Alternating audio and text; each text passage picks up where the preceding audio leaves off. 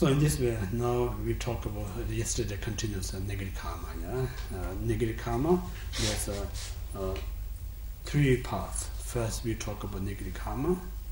Second, we talk about the result of negative karma. And third, we talk about how to abandon this negative karma. Three parts. So first, we talk about the negative karma itself. Again, Nagarjuna stated in the Precious Garland how to define non-virtues. Nagarjuna stated in the Precious Garland, any action you committed out of out of attachment, anger, and ignorance, every actions are non-virtuous. So this is a very reliable information because Nagarjuna is the second Buddha, we call the second Buddha. So what he said, he's not just going to say anything that without he is thoroughly investigated. So every word he says, that's the way I mentioned earlier, Buddha means someone completely exhaust all the force and then have all the knowledge. Particularly when Buddha says the word that he's used don't have any mistakes. That's the word of the Buddha. That's the word of the Buddha, the enlightened beings. So Nagarjuna is equal as the Buddha. So what is his statement here is a perfect truth. But just simply perfect truth is not good enough. Again, we have to take this in our counter and then investigate. So normally we say attachment is how to define its non-virtues. It will be quite easy to understand its non-virtues. Ignorance will be hard to understand its non-virtues. So we need to know why attachment is a non-virtuous is important. So we can talk more later on that. But anyway, here summarized any action that produced by attachment and ignorance, anger are the non-virtuous. So this is the nature of the non-virtuous deeds. Now, within these non-virtuous, there is yesterday, there's the countless non-virtuous or negative deeds. So we all non-virtuous negative deed sums up in the three groups: mental, vocal, and physical. So mental, yesterday we mentioned a coveting mind first, harmful thought is the second, and wrong view is the third. These three are the non-virtues of the mind. And then second is vocal, harsh word, lying, malicious gossip, and idle talk is a four negative speech. Now that's very complete. Now third is the physical non-virtuous deed. So physical body, first one is killing, second one is stealing, and third one is sexual misconduct. So now what we're saying is killing, for instance, from smallest insects up to the human. Whatever any being who has a life, you take away their life, it's a killing. That's a definition of killing. So killing again means Theravada point of view, whatever reason you kill, always is non-virtuous. In the minor point of view, killing is also depends on circumstances. Some circumstances it's more virtuous than non-virtuous. Most of the case is non-virtuous. So when we say with the right intention I kill someone, there's no guarantee killing going to be virtuous. You need to be very 100% sure. 100% sure when you kill someone that really helps rather than harms. That type of killing is the virtuous. So there is the story. I'll give you the story. When Buddha was ordinary person, he and 500 passenger traveling in a boat in ocean to collect the jewel. Because in ancient, in India, the kind of what do you call the trade, business. Right. Trade. A trade route. A trade route or a business. They go to ocean, and they believe that in the ocean there is a lot of jewels. So they bring in the land and they sell. So also people go in the ocean, they collect the jewel. So at one point there's 500 business people in the boat, and the top of the captain, and then Buddha himself there. So went to ocean to collect the jewel. So that one called the black person. So black is not kind of color black. Actually, he's a negative intention person. So his plan was, when they go all to ocean to collect jewel, when they return, his plan was to kill all these 500 people, and then keep all this jewel for himself. That was his plan. So that Buddha was not attended Buddha, but he highly realized. So he has a supernatural mind to read others' mind. So he read this person's mind, not exactly his plan was.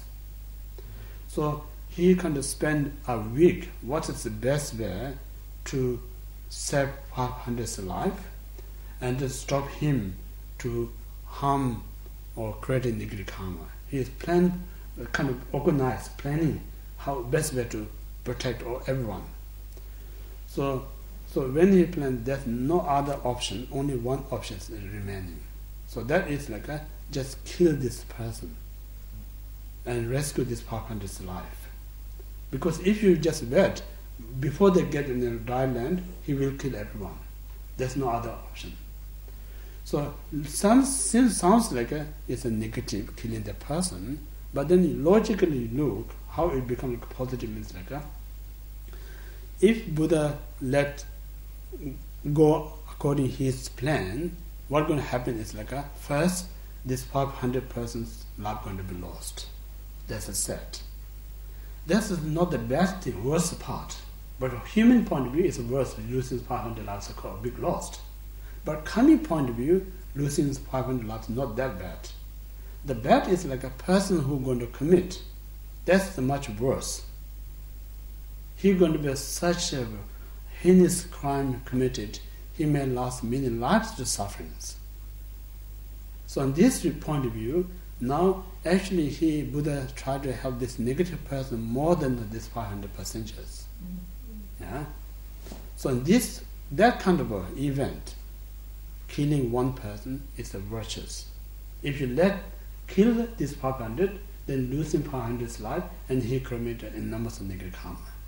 Make sense? Mm-hmm. So that means you need to be very sure. Not just you think this is going to attempt to kill, but you're not really sure and kill. That's no guarantee.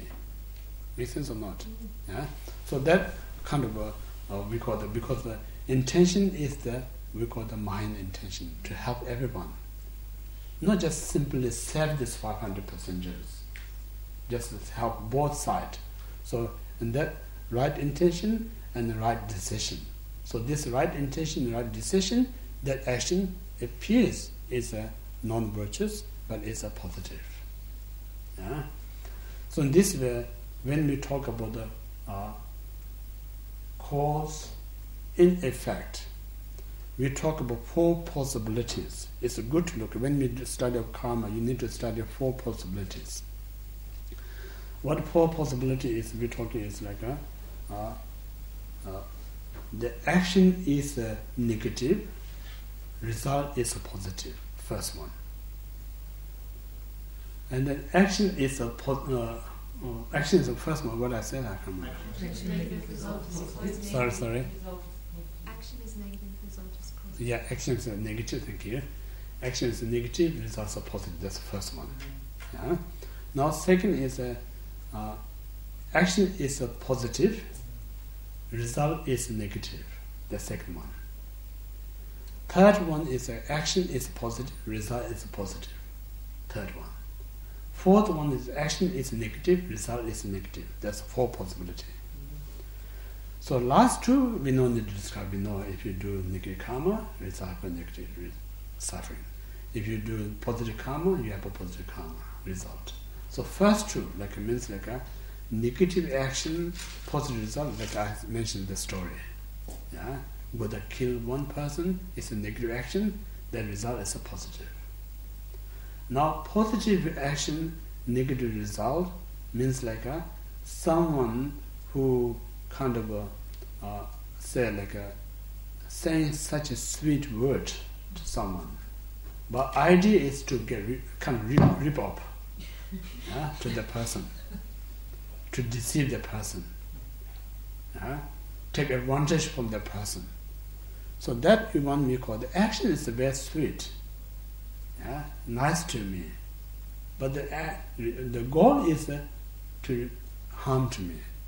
So in this way, like most human, very easy to fall in that part. We need to be very careful, We think like sometimes, for instance, we try to talk to someone, oh, you should be together nicely, but not really necessarily means they want them to together, because I get benefit out of it. So that's the reason. Pretending I'm talking nice to you, you should be together, is nice. But the relative who get benefits from me. So it's very easy to manipulate. Our mind is so sneaky, I mentioned yesterday, so only, don't worry people what they do things, there's some is loyal, some is not trustworthy. Most sneaky is our own mind. So this we need to really careful watch all the time, No one out there kind of kept us in the samsara. Only person who kept us in samsara is our own mind. So therefore, like most kind of what you call the suspicious or suspect. You should suspect your own mind. Don't be because so in this way, the four possibilities. Now you need to do four possibilities. Now we come back to the killing. Killing. So when we say, I mentioned yesterday, there's a complete aspect of negative karma and incomplete aspect of negative karma. So when we say how it makes a complete or incomplete, is like a complete means like a normally few requirements. What's requirements are like first you must have intention to kill someone. That's the first. And the second, you kind of either directly yourself to kill the person, or you what called a hitman, kind of things. Second one. And the third one is unmistake. Sometimes they make mistake, like there's hitmen also do lots of mistakes. Shoot someone's house because that person not really related to the gang. So that kind of mistake we do. So unmistake. You really want to kill the person you want to kill. Third one. And the fourth is like you don't be any feel remorse, rather you have a satisfaction. So I really I'm satisfied to manage to get rid of that person. No remorse at all. And then, so when you, then we also say like that person must die before you die. Fifth. If they hit but don't die, then it's still incomplete. You need to be die the person. So once you complete these five, it's a complete negative karma. So this complete negative karma has a complete result.